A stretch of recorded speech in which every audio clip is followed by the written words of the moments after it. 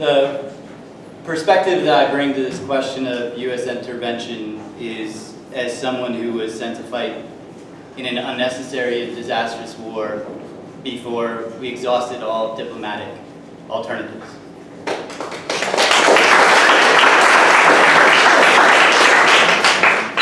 When I think of the giddiness, and that's the only word I can use, the giddiness with which we got into that war, I think of a friend, Lance Corporal Matthew View, who was in my platoon.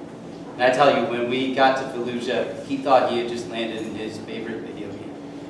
And that is, unfortunately, what war is to much of this country at this point, is something on TV.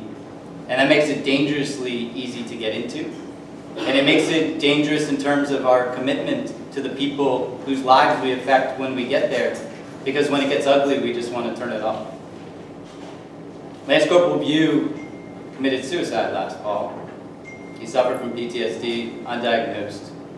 That's how his video game ended.